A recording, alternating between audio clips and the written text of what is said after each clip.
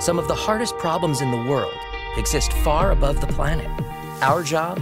To launch the smartest solutions, to protect our satellites, clean up our clutter, to propel breakthroughs in propulsion, to learn more about our place in the universe, to outpace emerging threats. Every day, the Aerospace Corporation uses the latest technologies to ensure our nation's safety and leadership in space. Hi, and welcome to the Space Policy Show. I'm here with my co-host, Corbin Dallas. We have an amazing episode for you today with very, very special guests. We are going to be talking about the future of commercial spaceflight with Jamie Morin and Charlie Bolden. Before we get into that, please do not forget we are on Twitter, # the Space Policy Show. You can also ask your questions on Vimeo in the comment box below the video. You can check us out on aerospace.org/policy. Let's go ahead and get into it. So Dr. Jamie Morin, who I have the pleasure of working with on a daily basis, is the Executive Director for the Center for Space Policy and Strategy, which provides objective analysis and comprehensive research to ensure well-informed, technically defensible, and forward-looking space policy. We also have Charlie Bolden. He's a former NASA Administrator, astronaut, and Marine Corps attack pilot. I'm going to push it over to you, Jamie, to give us more detail about our distinguished guest. Well, hello, everybody. It's great to be back on the Space Policy Show and to be joined by a very distinguished guest today. We are delighted to welcome General Charles Bolden, who, as Rebecca mentioned, is former NASA administrator, but also an extraordinarily distinguished Marine. He came out of the great state of South Carolina, attended our Naval Academy, commissioned as a Marine, became a fighter pilot, then a test pilot, then an astronaut. He's had 4 successful space shuttle flights, including the historic flight that deployed the Hubble Space Telescope. And he had the opportunity to truly draw on all of that experience across his career in nearly 8 years of service as the NASA administrator.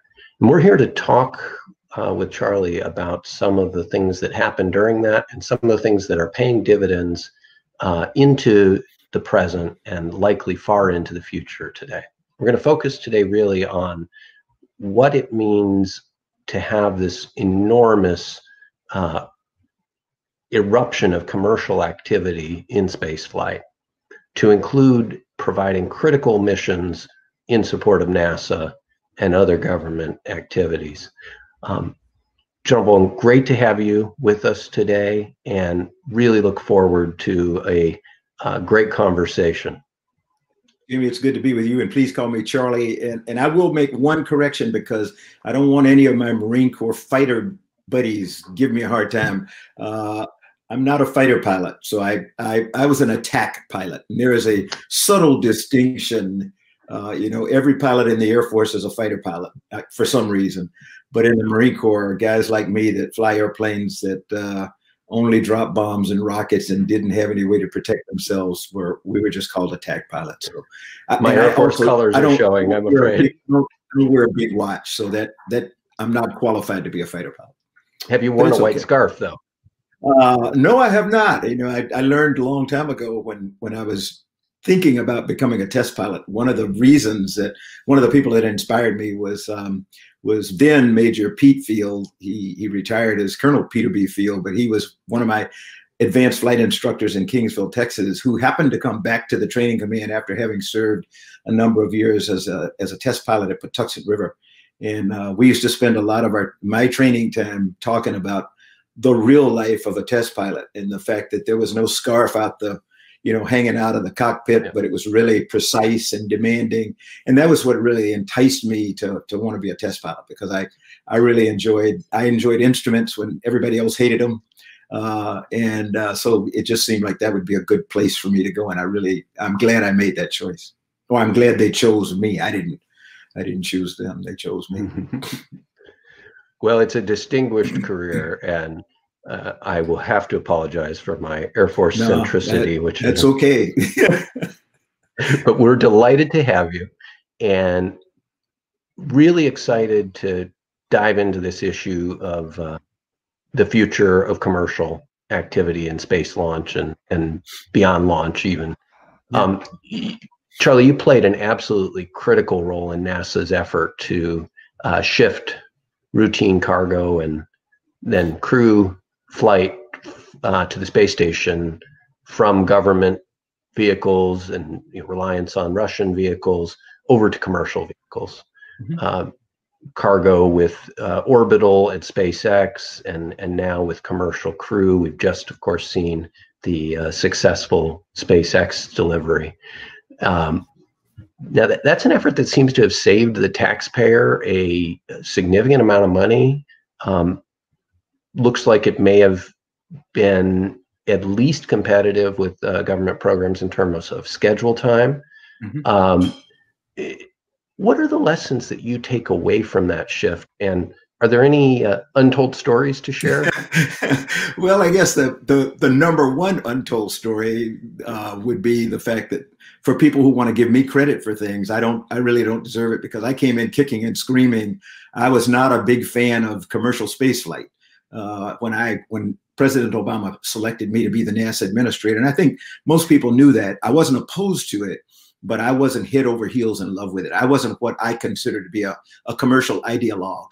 I thought that commercial space would have its place in time, but and I think it was just because I was accustomed to the old paradigm, the old model, where the government orders up something, provides specifications, requirements, as you know very well, right down to the color of what something's going to be or the size of a widget. And like many people, I had been trained to believe that that was the only way that you could get the kind of product you wanted. But it didn't take very long when I came into office, had an opportunity to visit with folk at SpaceX and go visit with some of my friends out at Orbital and some of the other commercial companies to find out that, you know, these are the people that have been building all these rockets and spacecraft for us all these years.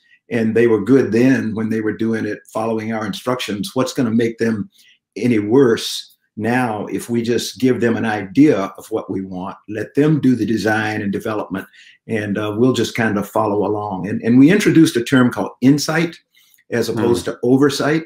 And that was a lesson that I think all of us came away from the first few years, that when NASA didn't have its fingers in detail down into the inner workings of a company, but they became sort of a partner with the company through this term that we call insight, where you have people in the factory who can watch what's going on and be there to be consulted if there's some question about what our desire was. We found out that we learned a lot more, and sometimes we learn newer and better ways to do things by watching the private sector work at their pace as opposed to some pace set by the government. Mm-hmm. It seems like the areas where you can fairly briefly specify the outcomes that you need from the service that you're buying, that there's a lot of advantage to leaving the flexibility to the implementers to figure out the how, not just the details. You're exactly right. And, you know, one of the other advantages is when you do it that way, you end up with a lot more flexibility than we ever thought we would have, because in the redundancy that you get by having 2 or 3 providers, the chances of each of them having done everything the same way and the chance of having similar failures on all of those 2 or 3 systems at the same time because of some common thing that they did is very unlikely. However, as you may remember, we went boom, boom, boom with 3 distinctly different failures on our cargo providers.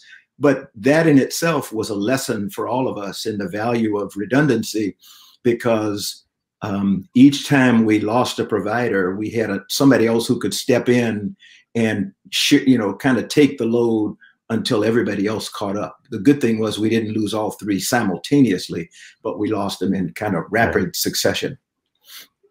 Well, it's certainly an area where virtually every player has had those moments of holy moly failure, right? Absolutely. I was you and I first got to know each other, I think, when I was acting as Undersecretary of the Air Force, and you were at NASA, and we periodically had these sessions to get together for collaboration, because of course, while NASA's got its own particular mission, and the U.S. intelligence community's got its own particular mission, and the Defense Department's got its own particular mission. To a substantial extent, there's a common industrial base, and there's certainly a common science, technology, and engineering foundation for all of that work. And so I was so struck at the meeting you came to. I think it was right after Curiosity had landed on Mars, and the moments of terror there.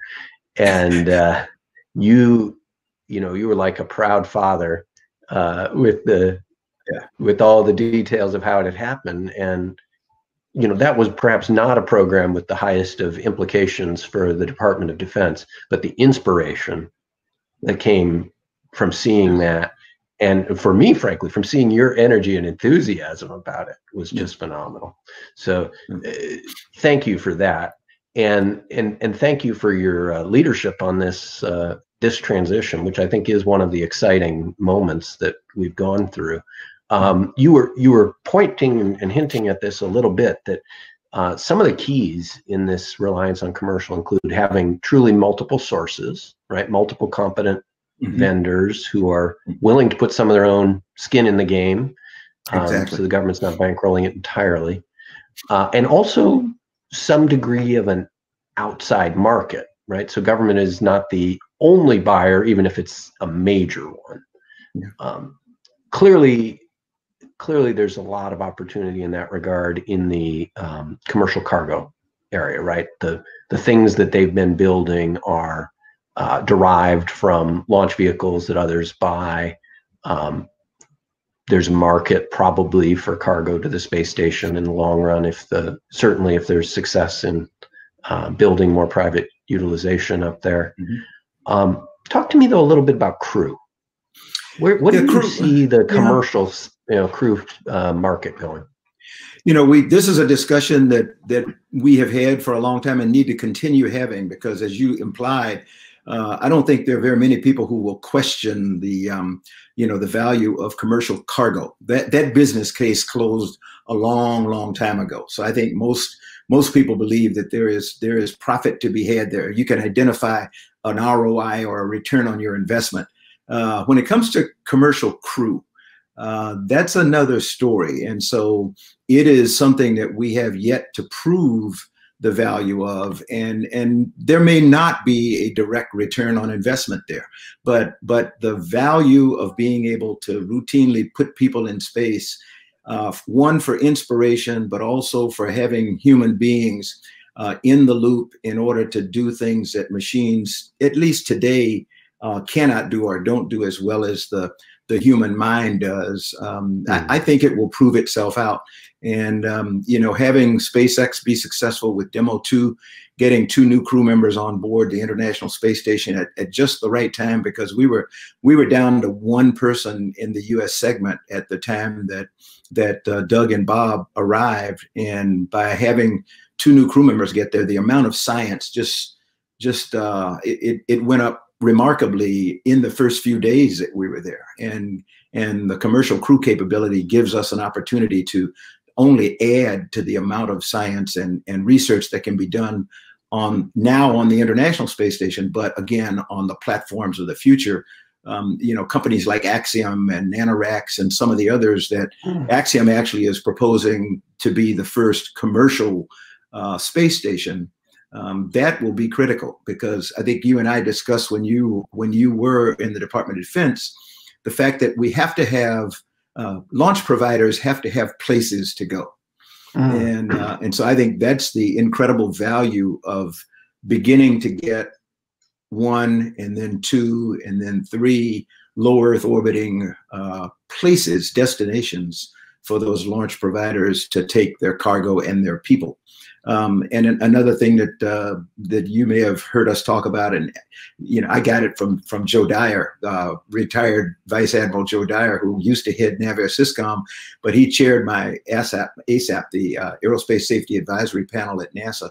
And every year when they wrote their report to Congress and to the President, they used a term called constancy of purpose, and became a mantra for us every time we went to Congress. And what it said was, if we're going to be successful in any of these new things and making these paradigm shifts, we've got to stay true to what it is, what the goal is that we want to, what we want to reach. And that means we've got to put funding in. We have to have the moral support from the Congress and the administration. And I think that's what I believe we have seen with moving from the moving from the Bush administration to the Obama administration, now into the Trump administration, is we actually have seen constancy of purpose.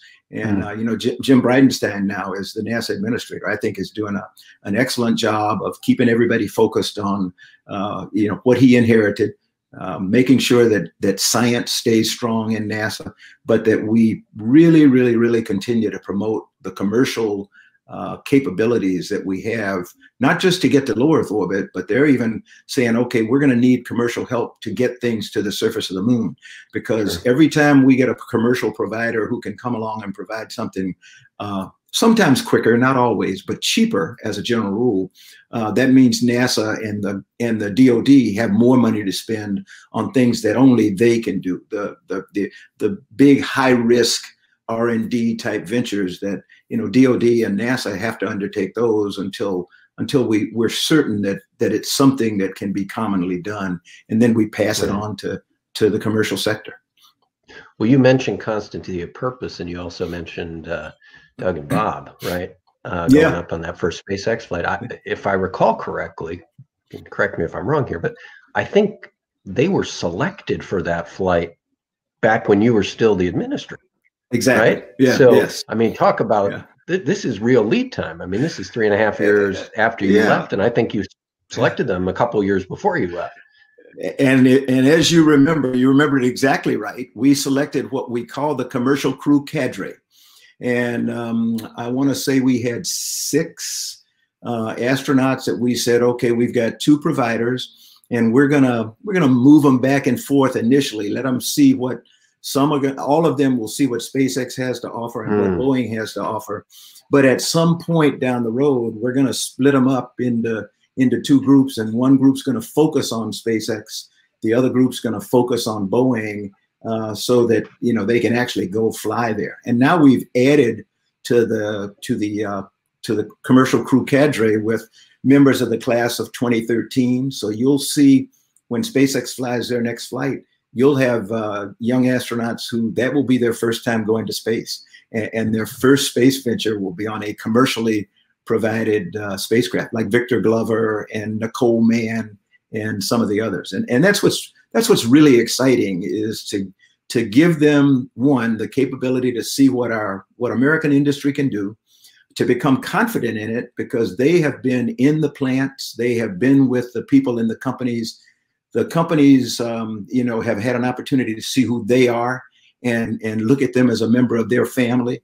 And so it helps them to be dedicated to making sure everything's right, because we've got these folk that are working with us, and their life is in our hands, and they trust us. And so we want them to be able to have a good ride when they get there. Yeah, that's, I think, been one of the great traditions of the space program, has been that effort to humanize both sides, both the assembly worker turning a wrench and the you know, poor crazy guy that decides to sit on top of a Roman candle. Yeah, I heard Kathy Sullivan on a trailer for now that she's become the first and only human being to go to the deepest part of the ocean that we know today, the part of the Marianas Trench, but also walk in space. And she's going to be on a podcast coming up soon. And one of her comments was, well, you know, we're the ones that are there to try to make sure everything's done right, because not everybody likes to spend their lives riding on bombs. And so that's one way to describe a spacecraft. I choose not to, but when you stop and think about it, that's actually what you're doing. Well, having employed them as well, you I think understand that better than most. Yeah. So let's pull deeper into the future. There's a lot of interest out there in building a large and sustainable space economy. The talking point you hear around the industry now is driving toward $1 trillion space economy. Now, my colleagues at the Science and Technology Policy Institute at IDA have, maybe given us a little bit of caution that $1 trillion is a big number and that's maybe not the right. Yeah. But some point down the road, and if we're going to get to that sort of scale, or even something close to it, it strikes me we need a wide variety of infrastructure elements, including in cislunar, that get beyond just launch vehicles and human-rated spacecraft. You talked about the commercial lunar payload issue, which of course would require some sort of lander. But what about things like communications, navigation, remote sensing of the extraterrestrial environment, on-orbit servicing, power generation, either for the moon or to useful orbits that are in Earth or cislunar space? As you look at some of those, and I recognize there could be different answers for each of those, do you see them as primarily a responsibility of government or of the private sector or public-private partnership? How should we think about that to kind of conceptualize that future? Jamie, I kind of always think about public-private partnerships, but who does what in that partnership depends on how sophisticated, it's a bad word, how advanced our technology is, or how comfortable we are with having demonstrated the ability of a system to operate, whether it's autonomously or without government oversight. What I used to tell people at NASA was our job is to facilitate the success of our commercial partners. That we should do whatever we can to make them successful, give them what they need. If it's just our brain power and a listening person, let's give them that, but let's give them everything they need so that they can step off and do things on their own, and then they can provide us with the service we need. I think you're absolutely right when you talk about we've got to have the infrastructure throughout, not just in low Earth orbit, but in geosynchronous orbit. I'm really happy to see Northrop Grumman, and I'm really happy to see the fact that what started with a little company like Orbital Sciences, that is now Northrop Grumman, but Orbital Sciences actually started with the satellite repair mission that was sort of an offshoot from a project they were working with NASA when we were looking at an asteroid redirect mission, where we would rendezvous with an asteroid and maybe try to move it a little bit to keep it from impacting Earth. But now they've teamed with Intelsat. They have actually, I forget the number of the Intelsat satellite, but they've docked with it autonomously. They've demonstrated that they can move it as necessary, and it's a mission. It's called a mission extension technology, and so they'll stay. That's right, the MEV, and it'll stay with the Intelsat satellite for as long as the company needs it to be there to provide the kind of propulsion and attitude control that the satellite had lost. The next thing they'll do is demonstrate that they can actually refuel it, so they can prolong its life and then leave it and go off to another place to work with another satellite. Those are things that the common people, I don't think, are aware of right now. We do, because we're just in this environment. But I think those are the kinds of things that people are thinking about when they talk about this $1 trillion economy. And while I don't know what the right number is, I think it's going to be a big number one of these days. But among the things we need, in addition to the infrastructure, is we need for the investors to become informed about what's available in the space sector for them, in which they can invest. I think the space sector is grossly underinvested by venture capitalists and other people. And once we can inform them, hopefully by bringing them to launches or bringing them into control centers where they can see what's really being done, and get them to understand that, yeah, we have the technology to do this. We have the know-how to do this. We just need people who are going to invest and allow these companies to grow and do the things that will bring about the space economy about which we all dream. It was fascinating for me to see the engineering of that MEV and the way that, because of course the key challenge they had there is that the satellite they were docking with was not designed to have its life extended. There's all sorts of interesting things going on for purpose-built docking, right? The folks at Astroscale and others who are looking at servicing satellites that were designed to be serviced. That's hard, but it's harder still to do it in a completely ground up engineered solution for something that wasn't designed for the purpose. Very impressive thing. And one of the other areas that's talked about as a potential completely new area of economic activity in orbit that could enable the sort of scale of growth in the orbital economy is space solar power generation.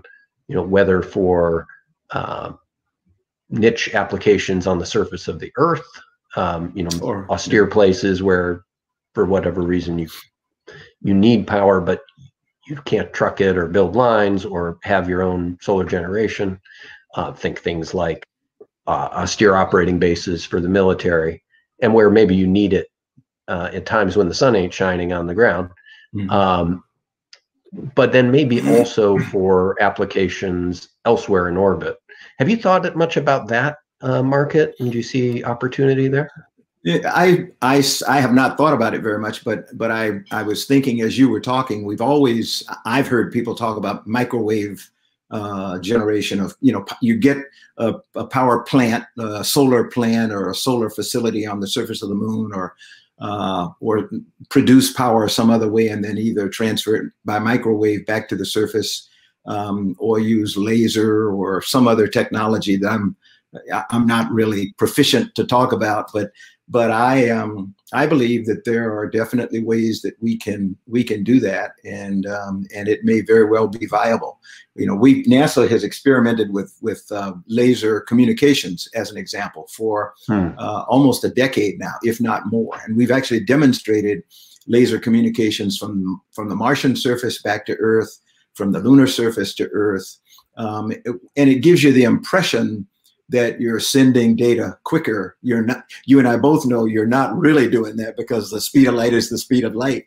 But when you use a laser beam that has packets in a single laser beam, you might have 16 streams or whatever it is, and you get that much more data over per unit time. It makes it look like it's going faster. It's not, but you're sure getting it a lot quicker than under the old single stream method, where we sent stuff down from an orbiting imaging satellite, and it took a week to get the data down, when we can do it now in less than a day, because you're sending so much per unit time through a laser beam.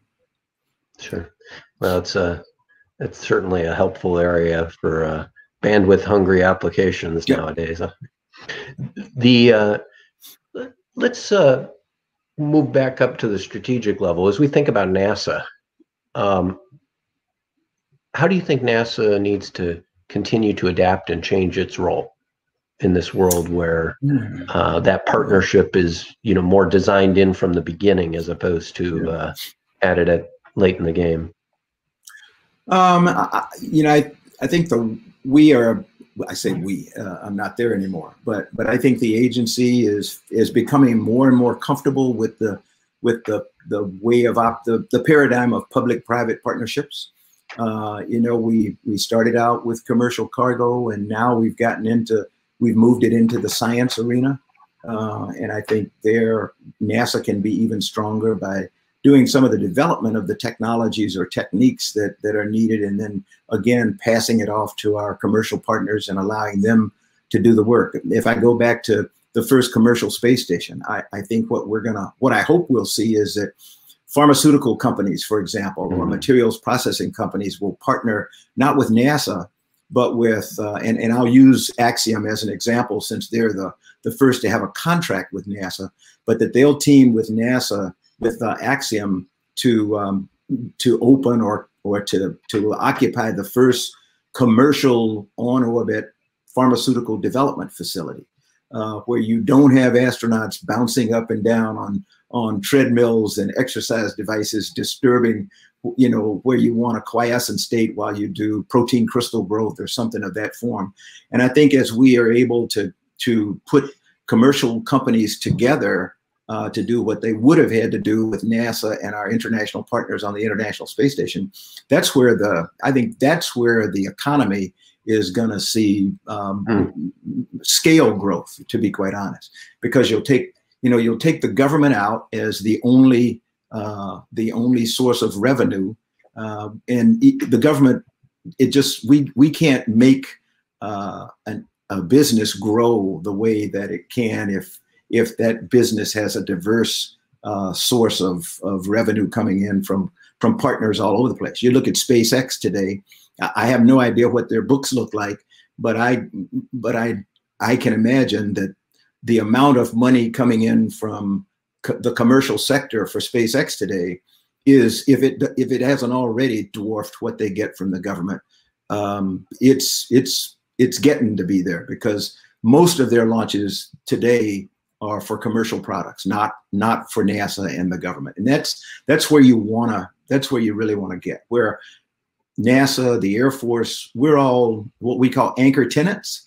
So when you have a down market or you have slow times, you know that you're always going to have some revenue coming in from the government, because they have things that they've got to have done over and over and over again. But they are not a substitute for the steady income of revenue from a commercial or an academic partner, for example. Academia, they've got a little money too. And so there are all kinds of sectors out there that can provide income to a commercial company that's operating either in LEO and GEO or eventually in cislunar space. Mm. So the agency's got perhaps some orientation and thinking changes it's got to adopt as it adapts to this kind of changing world.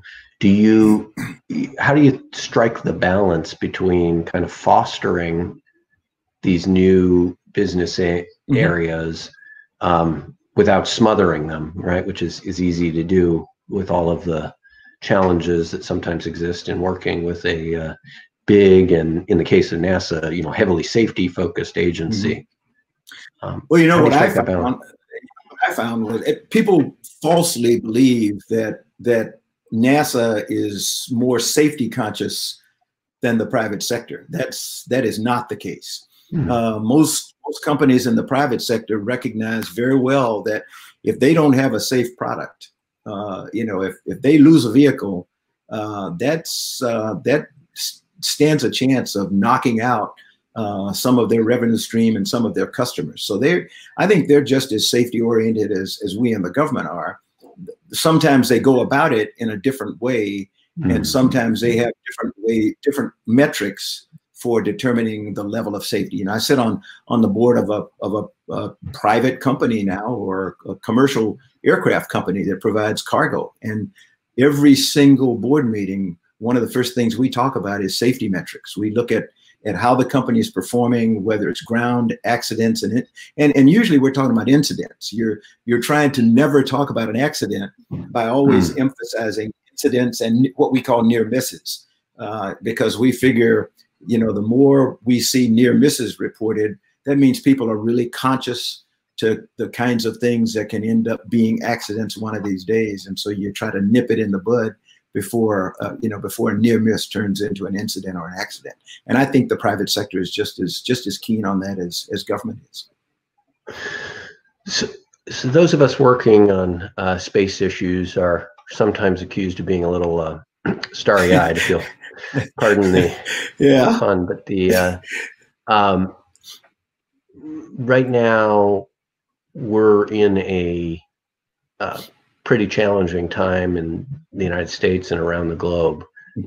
We're dealing with a pandemic that's killing many, many thousands of people and upending lives. In the United States, we're dealing with a increasingly public and visceral sense of the racial injustices that still pervade our society. Mm-hmm. In the aftermath of the death of George Floyd is just one of many. Back in the 1960s, when you joined the Marines, our society was being torn apart in some degree by war and by racial tension. And there was a lot of criticism at the time, that maybe investment in space was a distraction from meeting very human needs on Earth, public health investment, basic education, things like that. And it was even we think of Apollo today as a source of great pride, but it was also a source of tension, right, with the enormous investment. You were obviously a pathfinder in your career, the first Black man to serve as the administrator of NASA, one of still just a handful of people of African descent who've been to space. Mm-hmm. That's a lot of weight to put on the shoulders of the guy I'm interviewing here, but you've taken it on, right? And my understanding is you really, you obviously grew up in a time where this was central to life, right? You weren't able to get nominated to the Naval Academy from South Carolina because of, I'm presuming, some degree of racial bigotry among the people that had to do it. Well, it wasn't some degree. It was just, that was the way it was back then. So, I mean, what are your thoughts? How do we work our way through this situation, both on Earth and, for space? I use the term that we live in a bubble, you and I.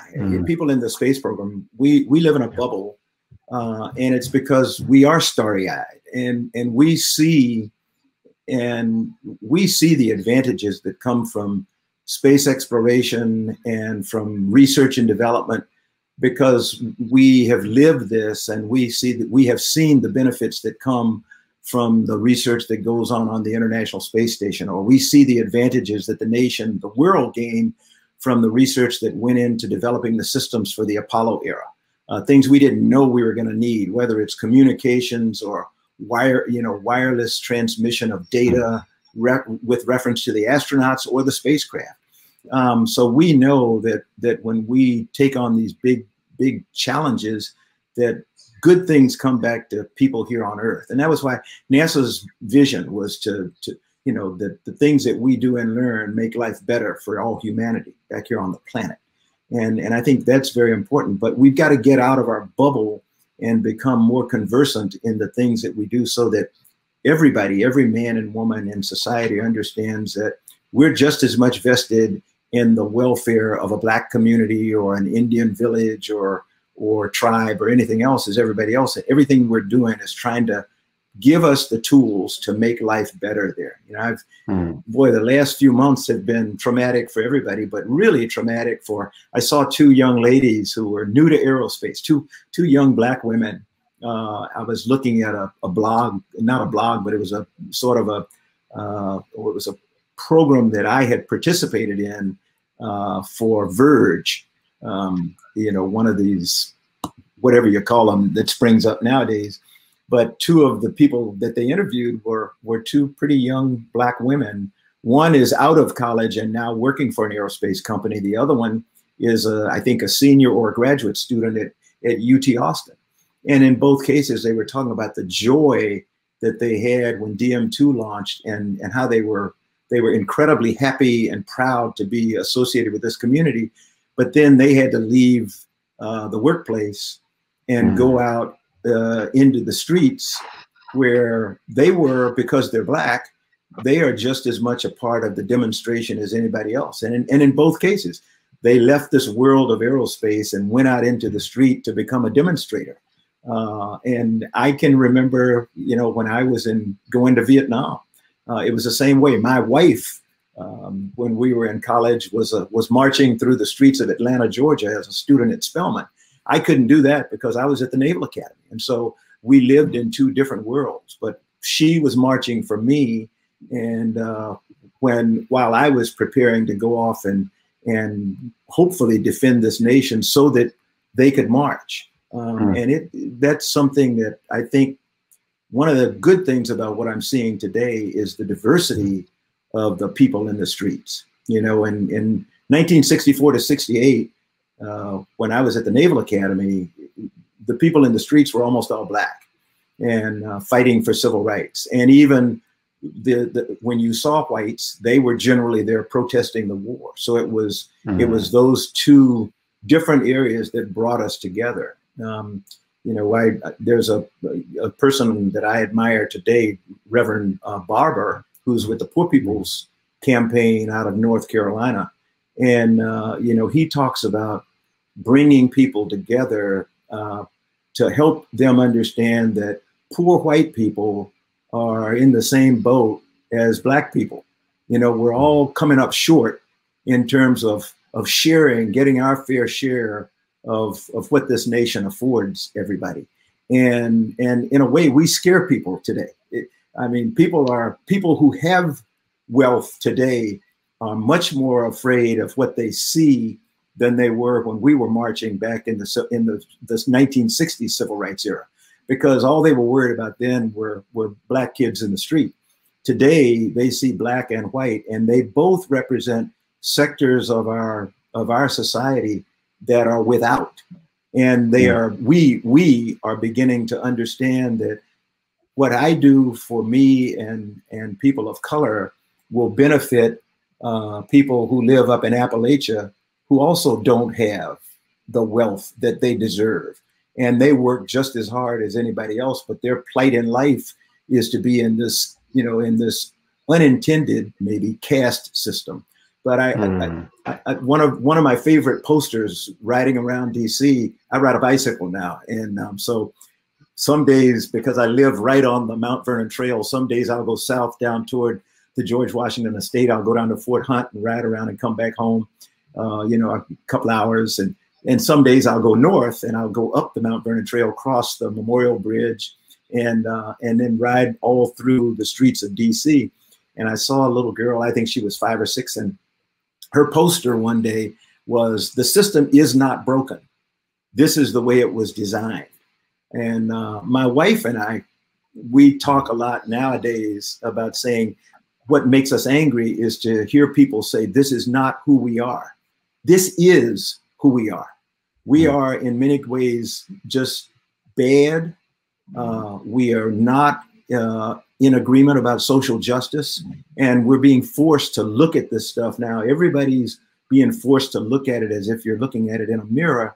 And what we're being called upon to do now is say, okay, let's take this system and make it the way that we know it should be. You know, if the founding fathers, you know, that when they made me 3/5 of a human, it was, I don't think they had any malice or forethought. That was just the way that they did it back then, so that the slave trade could keep going and we could, you know, grow the country or whatever you do. I have no idea why they didn't let women vote, but it was because we had the founding fathers were pretty much, we always talk about them being farmers and other kind of people, but they were pretty aristocratic in the general populace of the United States back then. The Electoral College came about because they didn't trust the common man, you know, to be able to vote and elect officers to run, you know, government people to run the country. So they put this Electoral College into place such that you wouldn't have one man, one vote in reality. And, you know, you wouldn't have a true democracy where somebody who got 51% of the vote is the winner. That's just not the way the system works. But that's the way the system was built. And so if it's not working for us, we need to get out and, you know, we need to force Congress and we need to force state and local governments to make changes that bring us a system that is more like you and I want, or like our kids want. And I am blown away by young people today, the Z generation or whatever they're calling themselves, because they're not going to take it anymore. And it's white and black and yellow and red and you know, they understand racial discord, and they understand how we've managed to divide ourselves. And I just don't think they're gonna stand for it very much longer. Well, I'll tell you, that is definitely the vibe I pick up from the Boy Scout troop that I helped oh yeah lead. yeah, they are I can imagine those young people are they're committed to changing things, and they're very, very forthright about where they see injustice in the world, and they see a lot of it. So within our little world of aerospace, do you think there's specific things that we ought to be looking at doing? I mean, yeah. you know, my organization, Aerospace Corporation, is a pretty progressive, forward-looking group of people. We've got 3,000 scientists and engineers, and I think just a little over 100 of them identify as Black. Mm-hmm. It's a pretty low percentage. I think it's probably better than the industry average, but that doesn't mean it's adequate. Yeah. It certainly doesn't reflect the diversity of our society. And these are good jobs, right? I mean, these are good jobs to make a real contribution and to make a good living. Mm-hmm. Are there things that we should be doing to, you know, make this? I think in part, and I hear this directly from people when I talk to them. Some folks of color look at the community and say, that's not really the place for me.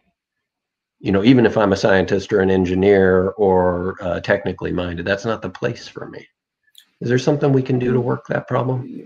Yes, we can. And I don't have the answers, but I think frequently people say that's not the place for me because they've had relatives who have gone into aerospace, who have done incredibly well, who have risen to a certain level, and then all of a sudden they're not going any farther, because there is no place for them in upper level management. There is no place for them in the boardroom. And that's where what we have to do is we have to be intentional in our recruiting and in our promotions. So if we want our organization to look more like the country, we've got to go to Tuskegee and to Prairie View and, you know, to the small historically Black colleges and universities, and take some of these really talented kids who want to do stuff and put them in a position where they can be promoted and can work their way into the C-suite, because we have not done that. And having onesies and twosies, you know, having served as the NASA administrator, I was incredibly proud to serve for and with President Obama, but incredibly disappointed that when I left office, there were so many women who were highly qualified and in position who could have become the NASA administrator. I had two, you know, I never had a male deputy. Both of my deputies, my entire 8 years at NASA, you know, were women. And the second one with whom I served, Dava Newman, Dava could have run the agency any day of the week if, you know, if I had died or something and she had become the acting administrator. They wouldn't have had to look very hard. Ellen Stoffen, who was my chief scientist now, as the first woman ever to run the Smithsonian Air and Space Museum. But we've got to be intentional in doing the kinds of things we do. You know, Jim Bridenstine, I think some of the things that he has done already in terms of, we now have the first woman ever to head up human spaceflight for NASA. And Kathy is just absolutely incredible. She proved her capability by being the first and only program manager that we had for Commercial Crew.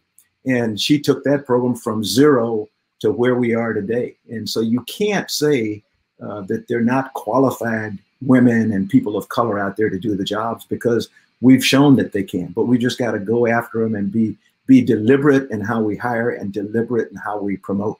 And if we want to be deliberate in promotion, then you've got to do something we did at NASA. It's got to be in the performance appraisal system of those who are in position right now. So if I want to change the organization, what we did at NASA was we took 2 of the 5 categories for senior executive service, SES, and 2 that were you know, made up about 20% of the mark, changing people or leading people and making change. And we made those 2 worth 50% of someone's performance appraisal.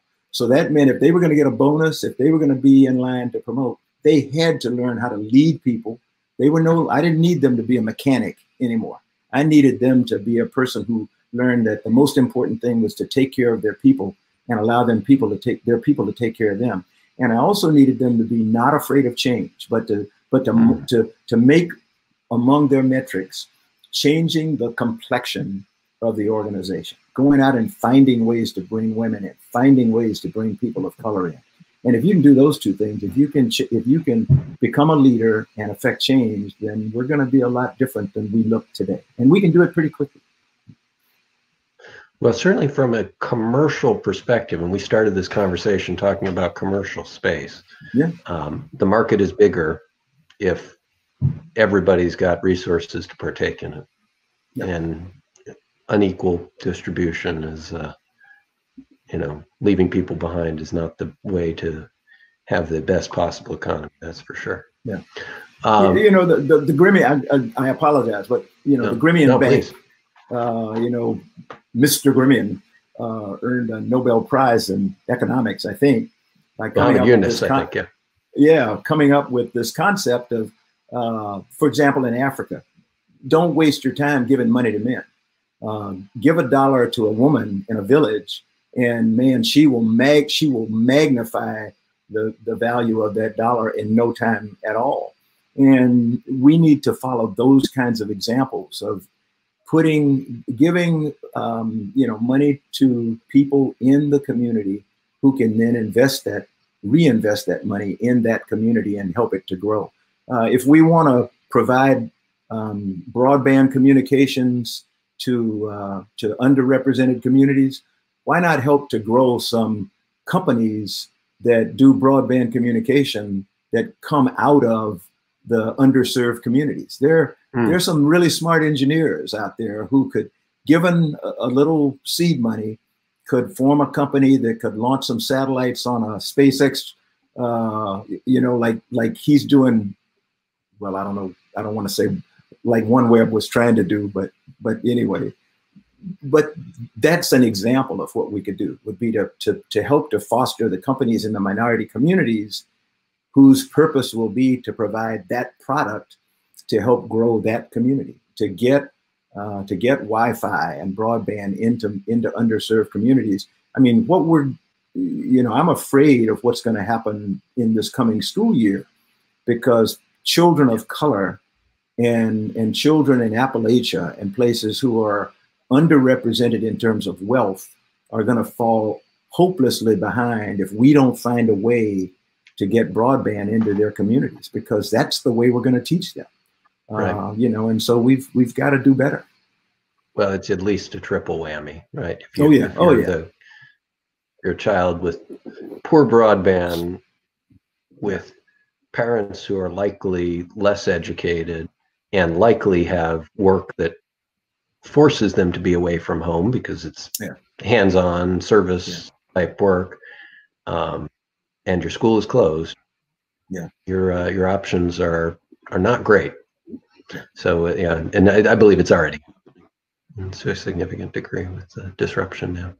Well, Charlie, this has been a really helpful conversation for me, and hopefully for our viewers. Do you have any closing thoughts or inspiring charge to all of our viewers? Jerry, I tell you, I don't know that I have any inspiring things, but two things I will say. One is I'll go back to where we started or early on, talking about constancy of purpose. That is something that I hope, as we get ready for an election coming up here pretty soon, that whatever or whoever the next administration is will take a look at where we are and to decide that, okay, now is not the time to undo everything and go back and start all over again. Let's take what we have, make it better. Let's stick to constancy of purpose, particularly in the space program and in high-tech communities. And then the other thing is, it's a saying from a young African boy by the name of Nkosi Johnson. I won't take all the time to tell his true story, but he died at the age of 12 of AIDS. He was from KwaZulu-Natal, South Africa, but he became world renowned because he was a crusader to try to find a cure for AIDS. But an American writer who got to know him asked him why was he always smiling and why was he always so upbeat when he knew he was going to die of this disease. And Nkosi said, you know, you do all you can with what you have in the time that you have in the place that you are. So I think if you and I can, from this session, have people who have wherewithal understand that if they really want to make a difference, then they do all they can with what they have in the time that they have in the place that they are, and we'll make meaningful change to this world. Powerful words there from former attack pilot. I'm just repeating what Nkosi said. No, it's a great charge. Thank you very much. Thanks very much for letting me be a part of this program. Great program. We're delighted to have you, and delighted to be able to continue to offer some thoughts and opportunity for expanding the mind to our viewers. Grateful for your contributions and Ellen Stoffin's before you and our many other guests. It's really been one of the bright lights of this strange time. Thanks for your time, Charlie. Look forward to talking to you again soon. Thank you very much, Jamie, and good luck to you too. Stay safe. Will do. Thank you both so much for being on the show today. We really appreciate it. It was such an interesting episode to hear you both talk about space flight and where things are headed. It's very interesting. Corbin Dallas and I thank you. We really appreciate it. As always, you can find us on Twitter at #TheSpacePolicyShow or aerospace.org/policy. Ask your questions on Vimeo using the video chat. And until next time, take care.